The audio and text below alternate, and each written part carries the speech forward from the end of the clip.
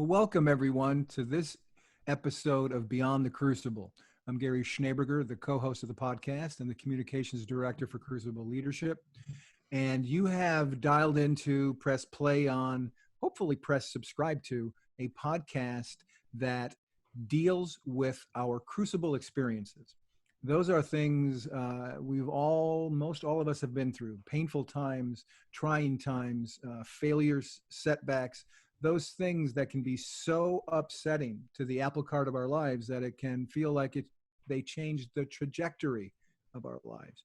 And we do indeed talk about them here. We do indeed go over them here, but not because we want to live there, not because we want to wallow in them.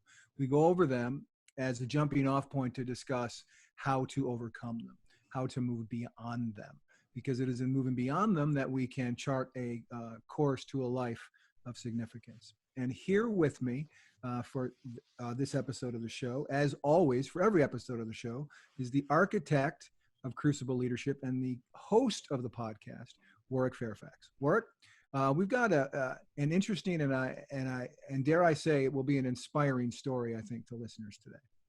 Absolutely, Gary. Great to be here, and wonderful to have Tim with us.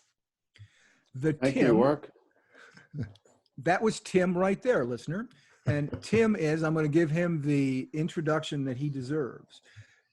Tim is Tim Hague, who is a retired nurse of more than 20 years, who devotes his time to professional speaking, writing, and as founder of the Parkinsons Wellness Center, U-Turn Parkinsons. He's the author of the best-selling book, Persevering, the 7 skills you need to survive, thrive, and accomplish more than you ever imagined. Side note, I've read much of the book. It's worth getting. Get it, listener. We'll tell you how at the end of this podcast. He has spoken for TEDx and is sought after across North America for his motivational and inspiring topics, which are live your best and the power of perseverance.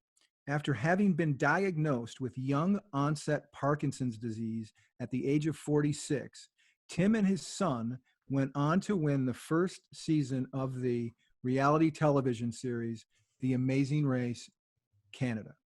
He is an outspoken and effective advocate on behalf of people living with Parkinson's around the world. And we'll tell you at the end of the podcast how to find out more about Tim and his work. So Tim, welcome. Warwick, take it away. Well, Tim, just awesome to have you. And I know we'll get into this in a bit. I love the concept in your book of perseverance, surviving, thriving. You don't often think of those concepts together, perseverance and thrive. So I'd love to hear more about that in a bit. But tell us a bit about Tim Hague and your story and how that kind of led up to your Crucible experience. Yeah, just tell a bit about yourself, and yeah, that'd be a great place to start. Sure. Well, thank you again for having me on the show. It's a pleasure to be with you here today. And yeah, I was, my life has an interesting story right from the beginning. We all say we started when we were born as a small child. So was I. But it started off in Texas or in Iowa with a 20-year-old mom who found herself pregnant by a 30-something-year-old married black man. She ended up being sent to Texas to have me, put me up for adoption. I was adopted by a family from Kansas who not only adopted me, but then adopted 5 more like me, in addition to the 3 kids that they already had. So it's a total of 9 that I grew up in. And eventually moved to Canada after, making my way through life. And there's lots of story there that I've just skipped over, but made my way to Canada. My wife is from Canada. We met in Bible school back in the day. And in Winnipeg, I grew up. I like to say that I was born in Texas, raised in Kansas, but I grew up in Winnipeg.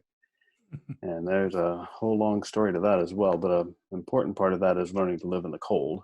You mentioned it before we got started here today, the brutal weather of Winnipeg. And like I said then, I like to say it's only the strong live here.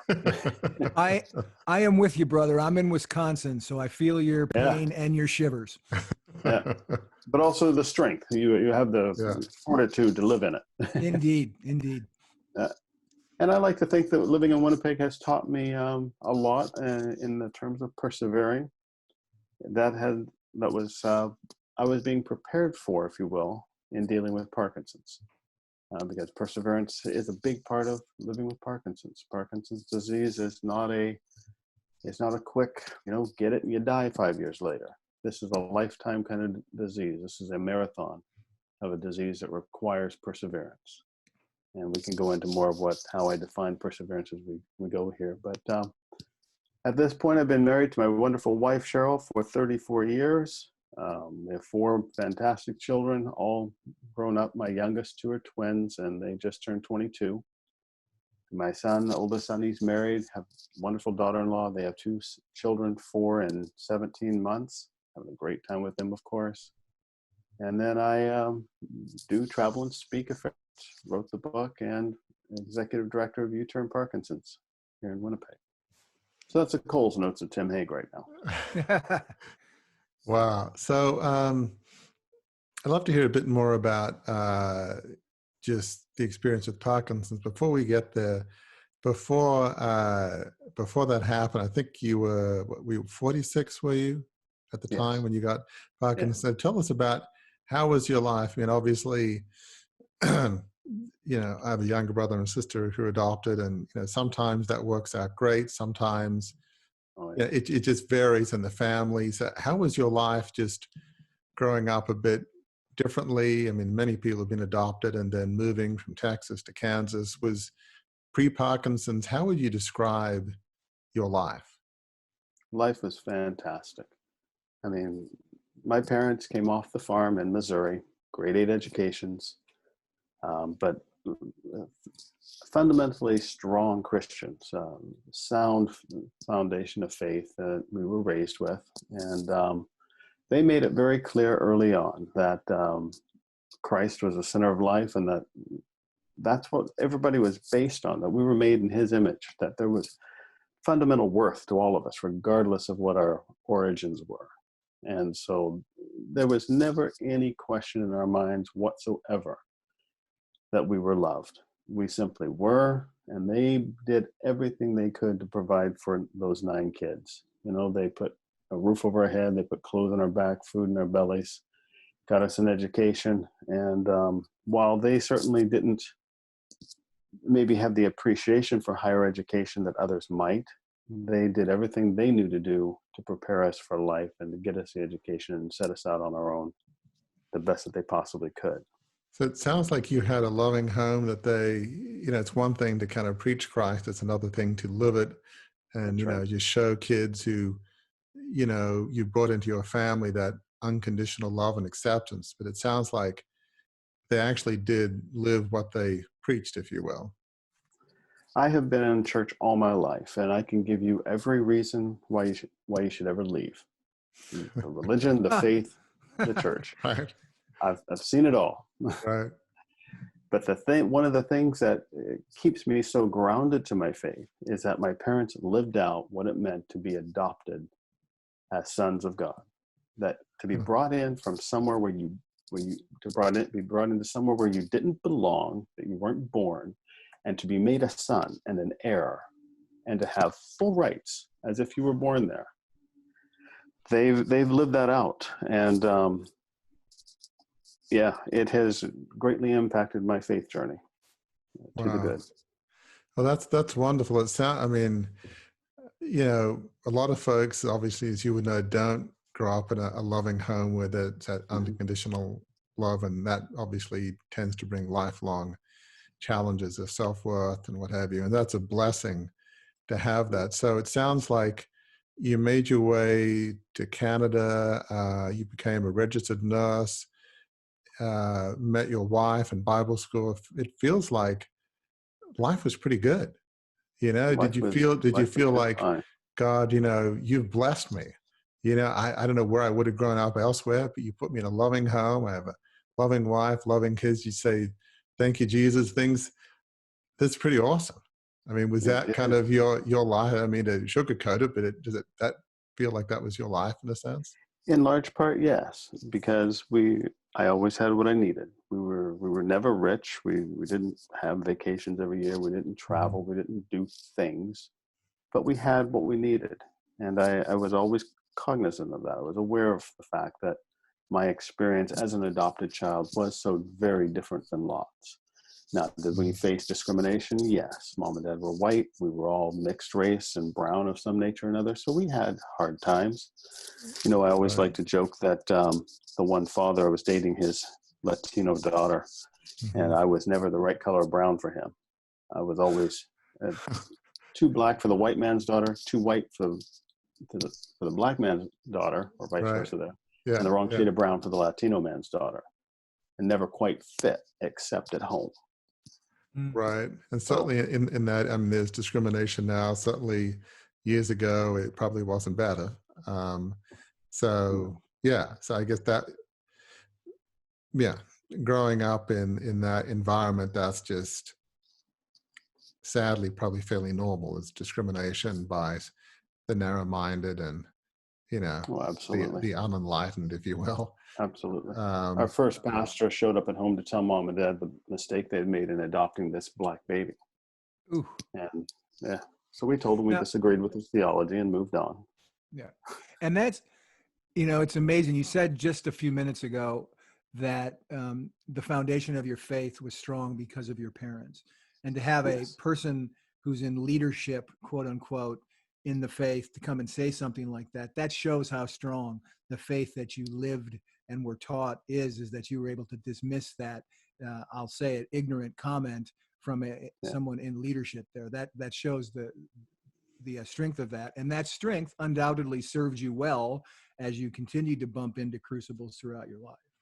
Yeah, and just on that note, there's a real sad dichotomy between the unconditional love of your parents and the narrow-mindedness of that pastor who, I guess, not to be judgmental here, but obviously wasn't attuned to biblical teachings and the teaching of Jesus, that we're all children of God. And so, I don't know, maybe he missed a couple chapters or something, or a lot of chapters, but, sad but true. There's many people, that'd be a whole nother discussion, how many pastors over the centuries and Civil War have proclaimed Jesus while yet denying Jesus in so many ways, which is, I find, impossible to understand, but that will be another discussion. So tell us, so it sounds like, look, life wasn't perfect in this sense. It's not like you were rolling in money and could go to Disney World every year or anything, but you had a wonderful upbringing, loving wife, found a wonderful home in Winnipeg. So tell us about when Parkinson's happened at 46, and you would know much better than I. You don't expect that at that age. So tell us how that whole episode happened. Well, the diagnosis came about somewhat unremarkably. I had been a nurse at that point for 18 years, and Dad had Parkinson's. Now, it wasn't a big deal for us that he had Parkinson's at the time, because he died ultimately of complications to heart disease. He had diabetes, and then Parkinson's came along later and kind of layered into that. We were always more concerned about the other. And this is obviously your adopted father. Yes. So there wasn't, obviously, wasn't a hereditary deal, obviously, but that's an amazing. Well, interestingly enough, I know my birth mother. I've known her for many years, and my maternal grandfather, by blood, also had Parkinson's. Wow. So it was coming at me on all fronts. But yeah, I had been nursing for 18 years when I noticed a tremor in my left toe, my left big toe. And I knew at that point that it was either probably MS or Parkinson's. I had seen lots of both. And I'd self-diagnosed in about 5 minutes, and then went on and took a fair number of months to see my doc and see a specialist and be formally diagnosed in February of 2011 at 46 with young onset. Now, how did I feel about that? I was ticked is how I felt about it. I was not excited by this diagnosis. I knew very well what it would likely mean for me long term. And I simply was not happy. And me and God had to do some business over this one, because it's a rough diagnosis. So yeah, that's how it came to be. And you told me, Tim, when we talked earlier, that a very, very small percentage, I mean, tell the listeners the percentage of people who are diagnosed with Parkinson's at that age. It is not common at all. No, it's under 10% that are diagnosed with Parkinson's under the age of 60. Typically, Parkinson's is an older person's disease, and you're typically diagnosed over 60. And when I was diagnosed, I knew no one under 60 who had Parkinson's. And I spent a fair while before I met anyone my age with Parkinson's, because it's just not, I call it one of my 2 lotteries that I've won. What was the other one? Well, the other one was The Amazing Race. But that's interesting. That's interesting, and we'll get into this in a moment, but it's interesting, 2 lotteries that you have won. Yeah, I know listeners are going to be thinking, okay, a winning Amazing Race, I get how that's winning a lottery. How is getting Parkinson's winning a lottery? Well, not all lotteries are good. Okay. But the second lottery that was good only happened because I won the first lottery. I am convinced that had I not come down with Parkinson's disease, I never would have made it onto The Amazing Race. So before we get there, again, maybe this is obvious.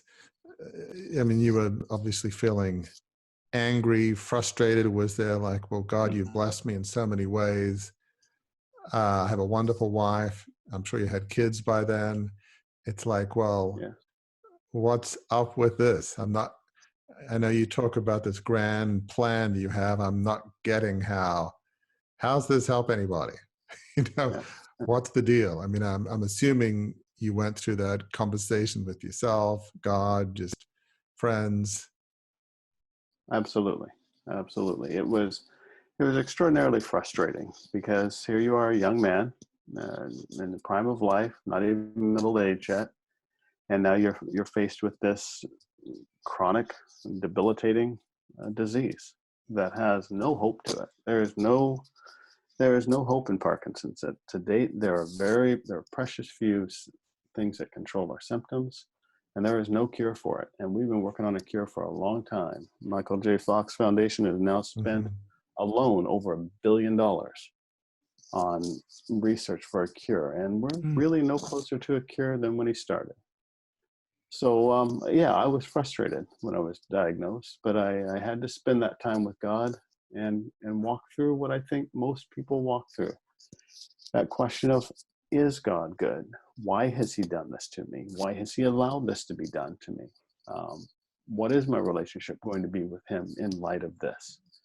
And I had to come all the way around that and determine, is God a good God? Well, at the end of the day, yes, I believe that God is a good God. I believe that he is God and that I'm not. And so if he is a good God, if he is, and I believe that fundamentally, then I have to believe that there is something good in this for me. It doesn't make sense otherwise, because it's the logic doesn't work, at least for me, to say that if you're going to believe that he's a good God and then to turn around and say, well, there's nothing good in this, and that he means no good in this, and it's just death and destruction and curse, those things don't fit together.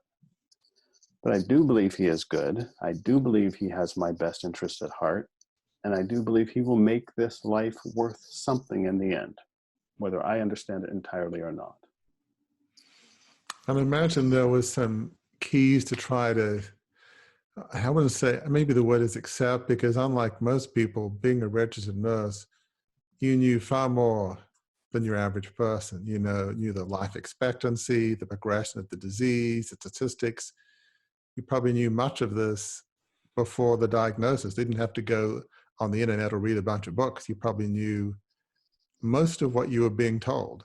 And so it's not like, oh, I don't know what's going to happen, or I'm going to have some false hope or some miracle. Miracles can happen, but there's a reason they call them miracles, because it's kind of rare.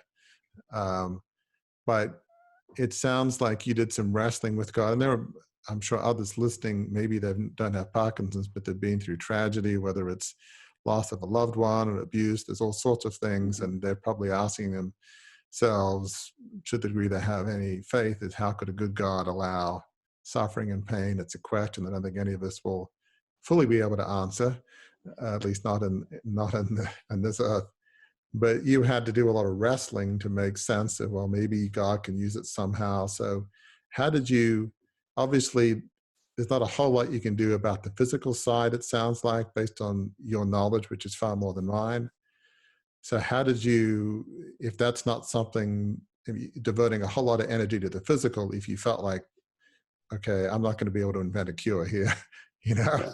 So I don't know that investing my energy in that is going to be the best use of my time. I'm guessing you probably thought that, but yet, how did you go through a sense of, how can I accept this and somehow use it for good in some fashion? How did you get to the point where you got beyond not the physical side, but the emotional and the spiritual devastation that diagnosis would have caused? Well, I haven't been very successful at it yet, but I've always considered myself a bit of an entrepreneur. And so I just came to the conclusion that if this is what God's given me, if this is what life has dealt me, if this is the road I'm supposed to travel, then there must be something I'm supposed to do with it. So you do what I do. You go start a business. And I'm shocked that my wife let me get away with it, but that's what we did. We started a charity. And so as a nurse, my desire is to, of course, to work with people, help people. And so that's what we did. We channel that energy and any negative and the things that I need to work out through the charity. And fortunately, there is a bit of physical that you can do. One of the best things that you can do beyond the medications that we take is exercise. And so I've always exercised a lot. I've run one sprint distance triathlon in my time, only one full marathon. I never liked the long distances, but I've run lots of half marathons. And so we continue to run and continue to work out. And a lot of our work through the charity is what is that charity again? Wellness. What does it do, charity? U-Turn Parkinson's. It is a wellness center for people living with Parkinson's. Okay. So our goal there is to help them physically, help them figure out their day-to-day, what you do with your life now that you have this disease, the intellectual side of wellness, the spiritual, the social, the emotional, and look at that entire sphere of what it means to live well with Parkinson's. Now we're going to get on, I assume very quickly, to the amazing race. Before we do that though, I want listeners to hear what Tim just said. In his previous career, in his career before Parkinson's, he was a nurse. He was dedicated in his career to helping people. His crucible experience came. He was angry. He was frustrated. He worked through that. And his vision and his path out of Beyond the Crucible, as this podcast is called, is doing the same sort of thing in a different way, helping people. So to all listeners out there who are, maybe you're on the front end of the crucible and you're still in the anger and frustration stage, know that as you work through it, it may very well be what you were doing before the crucible that brought you satisfaction, that brought you significance, you can do perhaps in a different way. And I would guess, Tim, you would say in no less a rewarding way, by moving on, learning the lessons of your crucible and finding perseverance and vision to continue to help. Yeah, absolutely. It gives me no end of joy and meaning in life to see that I can take everything that I spent my years on in nursing, my education, and all those years at the bedside and in management, and now turn them to a charity that's still helping people. My life it's drastically changed, but in a lot of ways it hasn't. Fundamentally, I'm still doing much of what I've ever did, just in a very different capacity. And I'm very grateful for that. And as you're helping people, I often find there's sort of like a healing balm, if you will, that as you focus on helping others, it gives meaning to life, and maybe it doesn't make the pain less, the physical pain, but maybe the emotional and the spiritual, maybe it lessens it a bit, or do you know what I mean? There's like a spiritual, emotional healing component when you're using your pain to help others. Does that make sense? Absolutely. Absolutely. Because it goes back to that question of, is God a good God?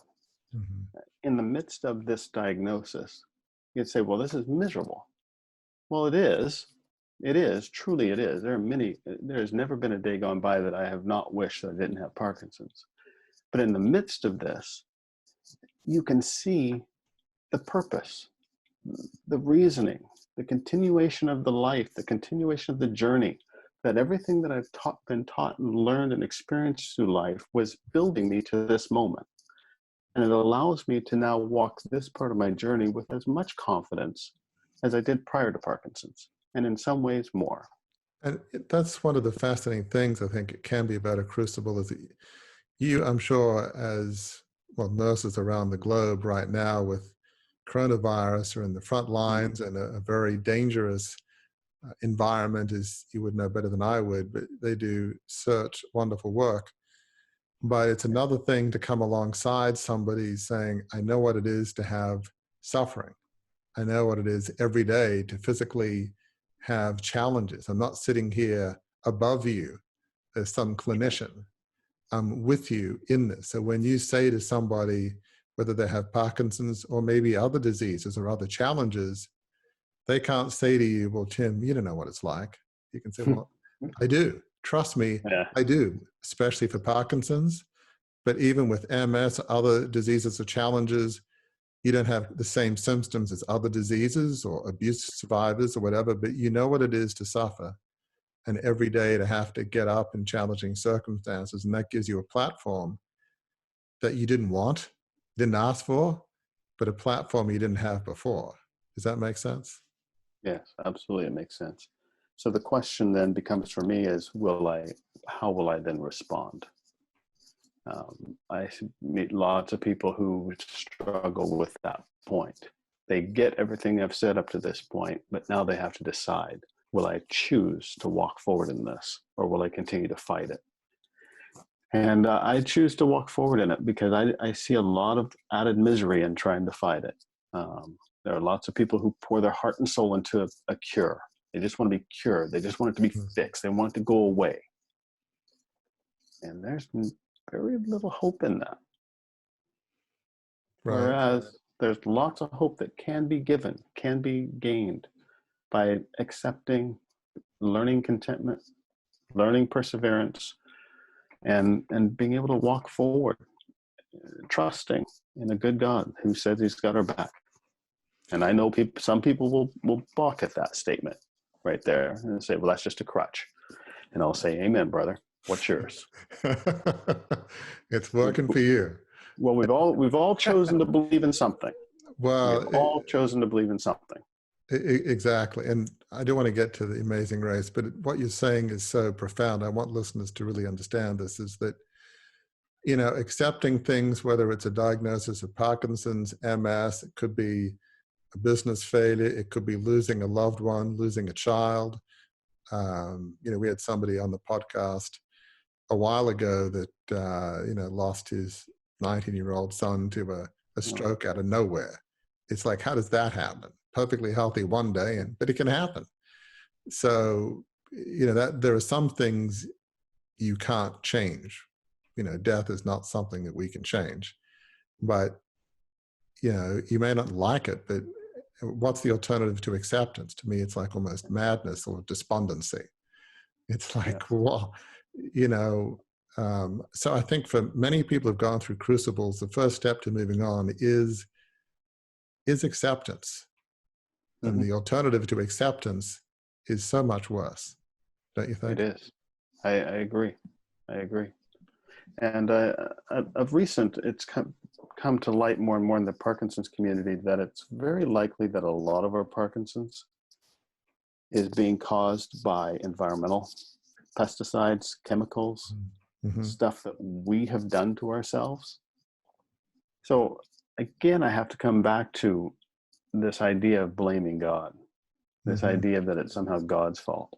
Mm-hmm. Is it God's fault that we've poured all this crap into an environment? Mm-hmm. And if that's what's given me Parkinson's at the end of the day, that's probably not God's fault. So just talk about the Amazing Race and kind of what you're doing, because it sounds like the Amazing Race Canada was a pivotal moment that launched you into what you're doing now and your work on perseverance and, you know, thriving, not just surviving. So talk about how that was really a pivotal moment in your journey back. Well, it's what provided us it launched us into the charity and into the speaking and gave us this platform. It was my wife's idea. She was always a bit of a fanatic of the American show.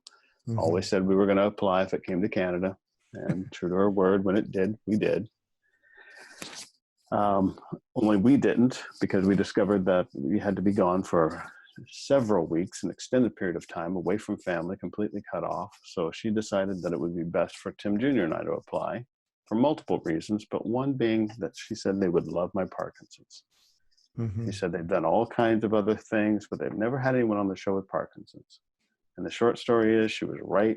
They did love the story, and that's what got us on the race. The race was that classic underdog story. I like to call it that Cinderella story, that come from behind, win that nobody expected, because Warwick, we sucked.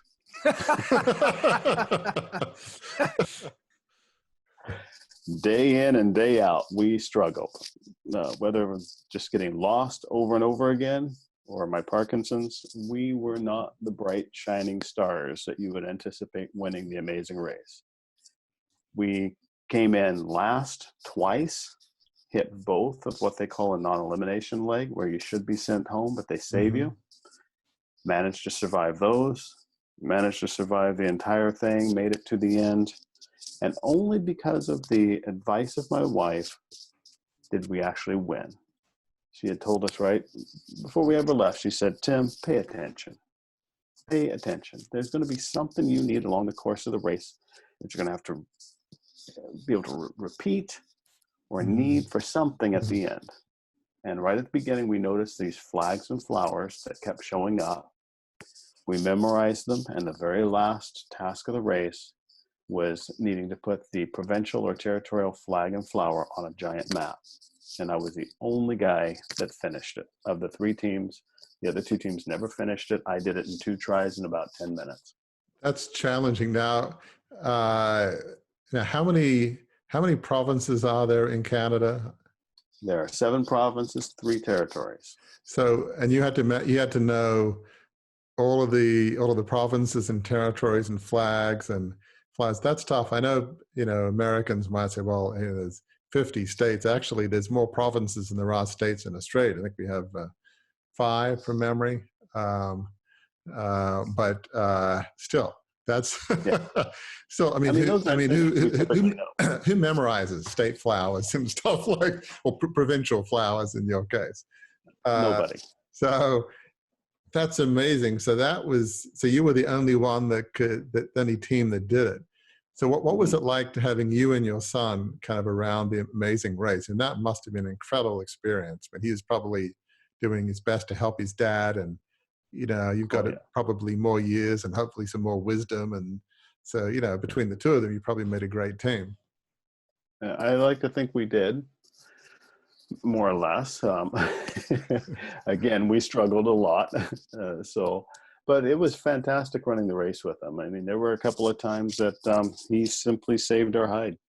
I needed the strength of a young man that got us through it. And that was huge.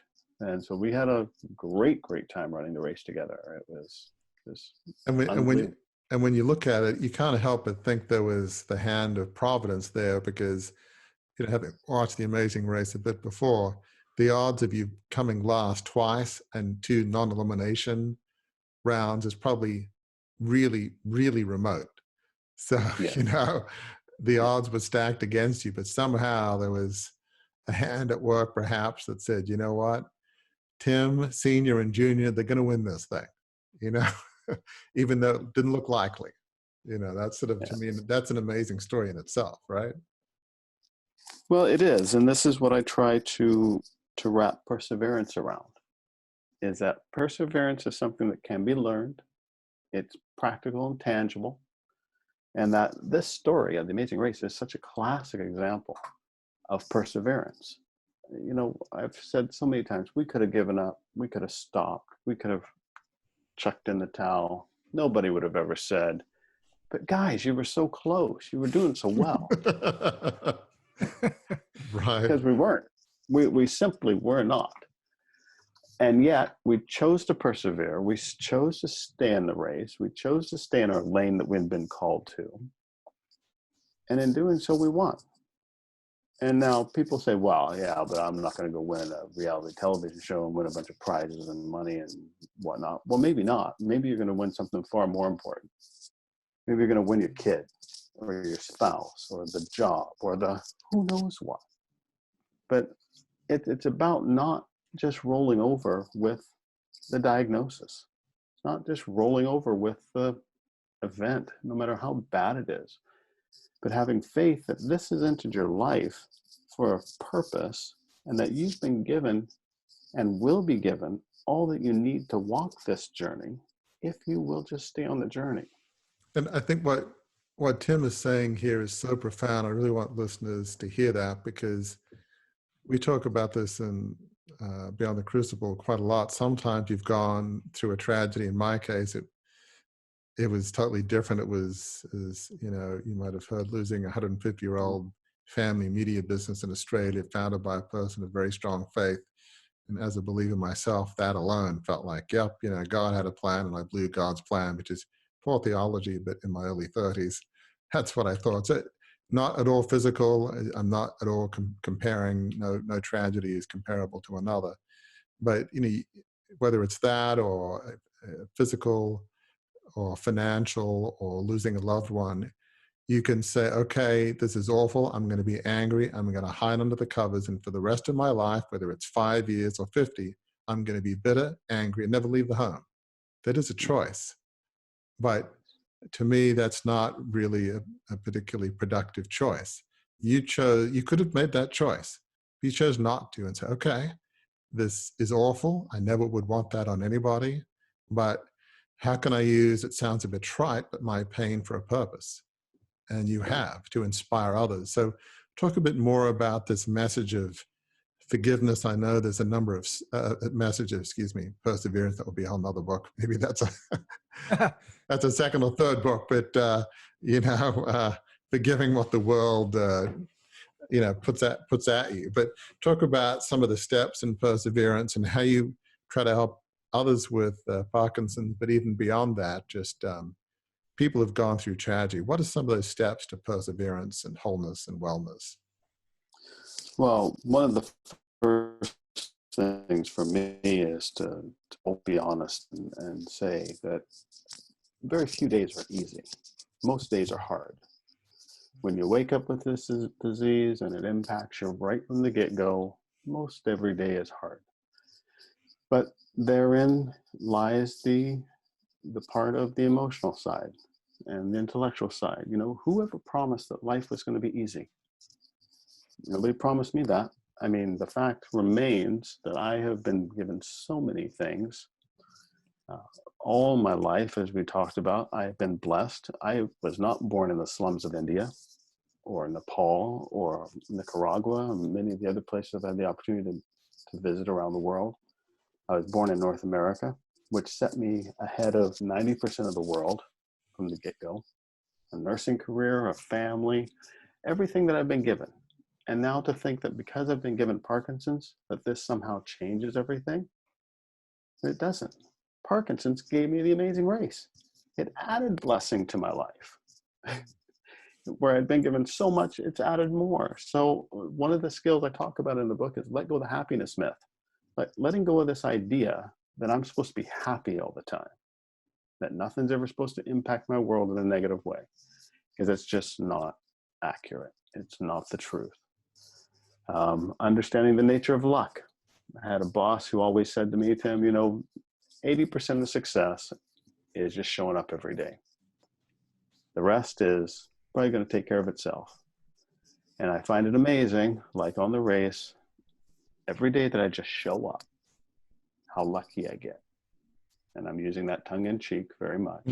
But the more I just show up and do what I feel I'm supposed to do, the luckier I get. I accept limits. I accept the fact now, I didn't always, that my doctors were right. I had to choose. I was always that guy who could do everything. I could be juggling 12 balls and look at the other 4 coming at me and integrate them in and keep going. I could just always handle lots. I can't handle lots anymore. Parkinson's has taken my nursing career away from me. I have to be very careful of how many things I take on in a given day, because I do nap every single day, probably at least an hour, because I have to. My body won't work otherwise. I accept so I've had to come to terms with and accept the limitations that this disease has placed on me.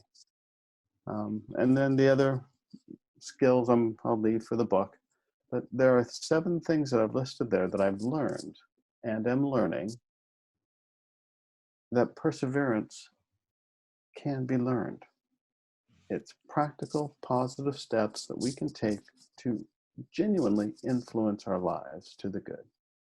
You know, there's so many profound things you said. One of the things that I really I'm thinking about a lot as you're speaking is accept limits. Now, your limitations are clear with Parkinson's. I mean, those who understand it, and there are other you understand very well, would know there are specific limitations. Those who are paraplegic, quadriplegics, they have very defined limits. But even those who might feel like they're, don't have physical limitations, we have limits, whether it's geographical, where you were born, maybe background, race, there's all sorts of things. Maybe that's not a good example of limit, but that will have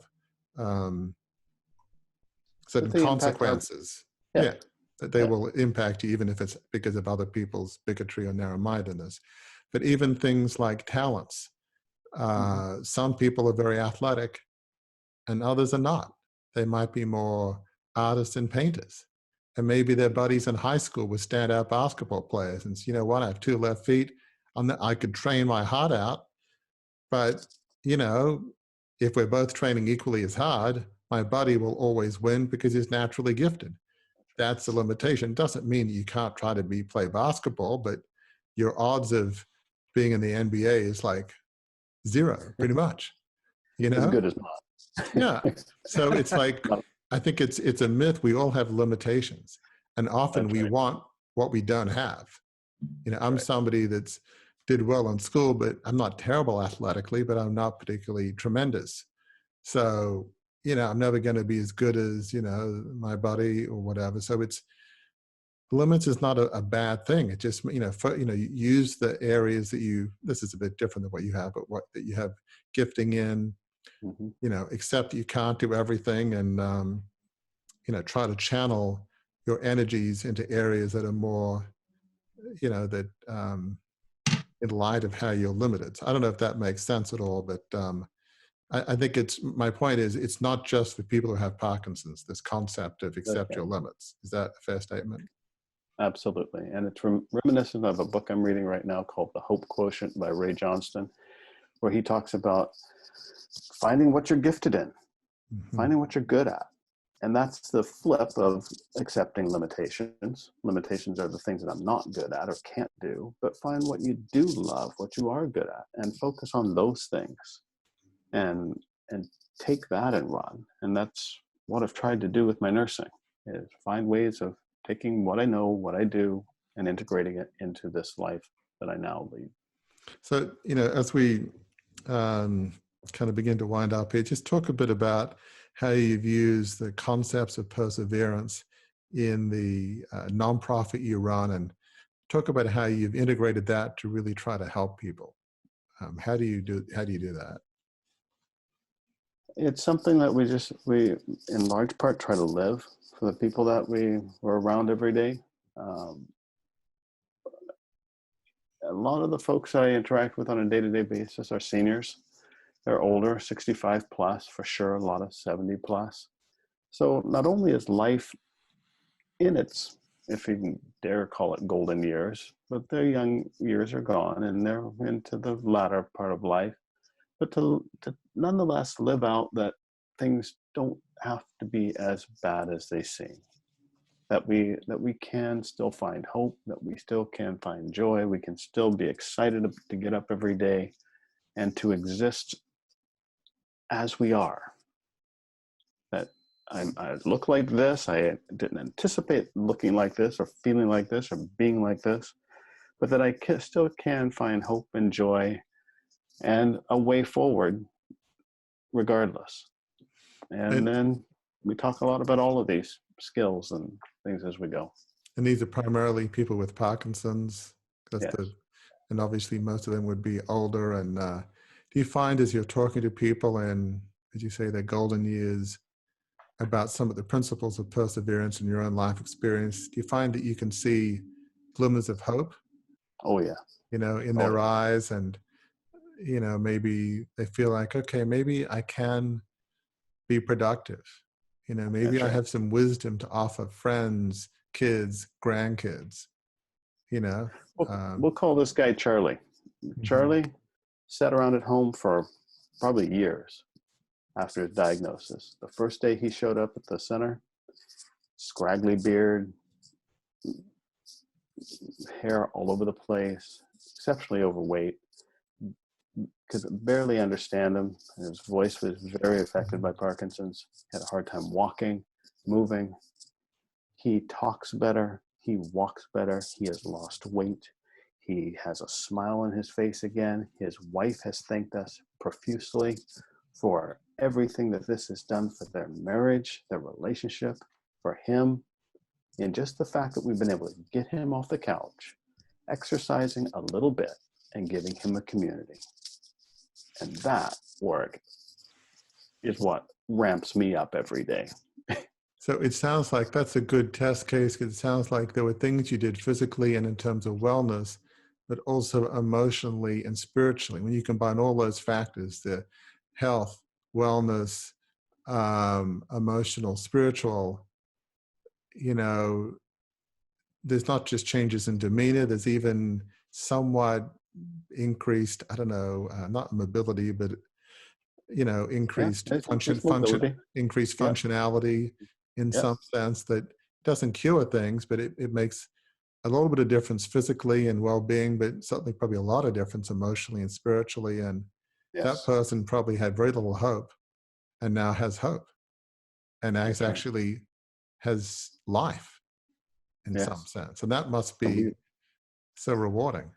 It is so rewarding. It is thrilling. We have literally watched him come back. It's just been absolutely amazing. So therein is my hope, And to me, that's a message that I think we can all learn from, is in the midst of our crucible, there is hope. Sometimes you can change your circumstances. Very often you can't. There are lifelong, typically unalterable changes to your life. It doesn't mean you have to like it, but okay, you, as you said, you choose to accept the limitations that there are. Okay, and so now what? You choose to let go of anger and either forgive other people. Sometimes our crucibles because of what things have done to us, or, not be angry at the universe or God, because what good would that do? Doesn't really help you. Anger never helps you.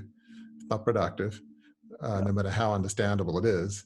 And then channel it in a way that helps other people, and which you've really, you're sort of a role model, if you will, of how you deal with crucibles in a productive manner and live life and have hope. And you've given a lot of other people life and hope. Many many you probably don't know. You've heard your story, read your book, listened to your talks, and that's leaving a legacy that your kids and grandkids and beyond can be proud of, right?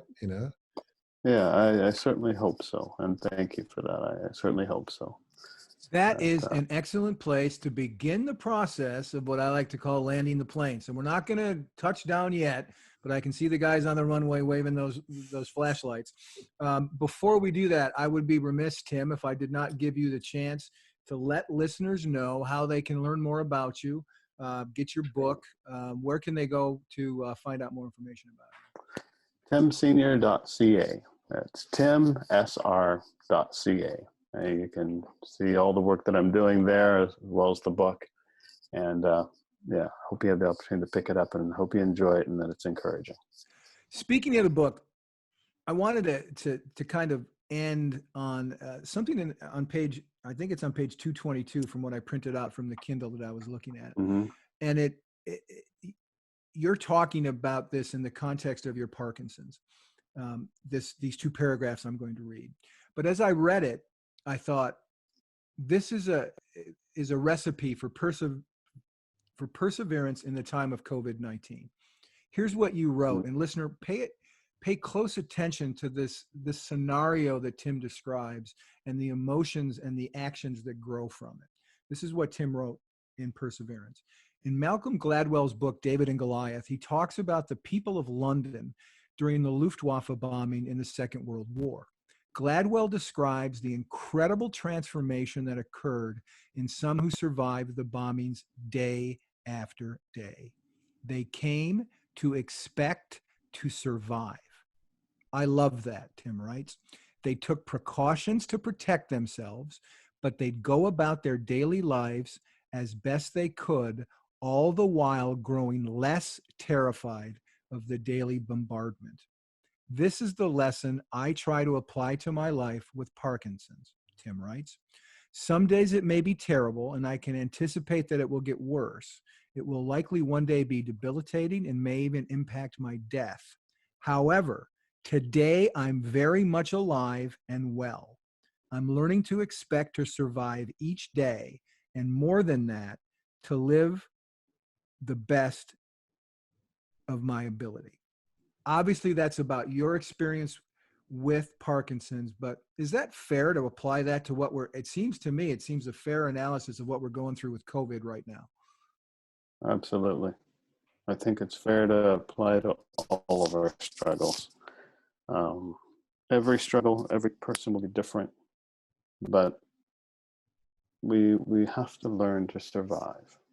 And in surviving, we suddenly realize, oh, I can do this. I survived last week. I survived the week before. I survived yesterday. I think I'll survive today. And if I'm going to survive today, well, can I do a little better than just survive? What can I actually do to thrive? How can I live my best today? What does my best look like today? I have been in the communications business long enough to know that a statement like that is when you drop the plane on the runway. Let me summarize for you, listener, I think 3 takeaways from our discussion today with Tim Hague. First, it is normal and it is okay to get angry in the aftermath of your crucible. Just don't stay there. Find the strength, the vision, and yes, the perseverance to move beyond the crucible, as this podcast is called. Process your emotions with friends and family. If you're a person of faith, press into that. Dig deeper and see what the bigger picture might be, even what the blessing in your crucible might be. Second point, I think, is a good takeaway from our discussion. In bouncing back, expect to stumble. Sailing will not always be smooth. Your boat will take on water. You'll hit choppy water. You'll veer off course. But do not let that encourage you to quit. As Tim's life proves, even if you think you suck, you can still win the amazing race that is life. And finally, the third point, which is the title of Tim's book. The third point is to persevere. Tim talks about it. Warwick talks about it in Crucible Leadership. And perseverance is not a pill you take. It's a skill you learn. So seek joy, knowing that it is eternal, unlike happiness, which is circumstantial. Accept the limits that your crucible has brought, but do not give up. Think differently and find a community. Perseverance at the end of the day, at the beginning of the day to the end of the day, perseverance is not a solo sport. It's a team sport. It's a team pursuit, and it's best done in group. So listener, thank you for spending time with us today in this very inspiring conversation with the very inspiring Tim Hague. Warwick and I have a little favor to ask you. If you feel like you were blessed, if you learned some things here, if you were inspired, if you found hope, if you found a little healing from anything that we talked about, either on this podcast or on previous ones, please click subscribe on the app on which you're listening to this right now. That does a couple of things. One, it makes sure you will not miss any episodes down the road where we talk to other guests who offer their perspective on what it means to pursue a life of significance. And it will also allow us to continue to attract guests like Tim who have true inspirational stories to tell. So until next time, when we're all together, thank you again, listener, for spending your time with us. And please do remember, as this conversation has brought out, that crucible experiences are indeed painful. Crucible experiences can indeed, as we talked about here today, make you feel sometimes like you want to just stay in bed with your head under the covers. Tim described a man he helped at his nonprofit who lived like that for a while. But that needn't be your story. And your crucible experience needn't be the end of your story. In fact, it can be the beginning of a new chapter, a new book in your story. And it can be the most rewarding chapter and book of your story that there is, because at the end of the day, it can lead you to a life of significance.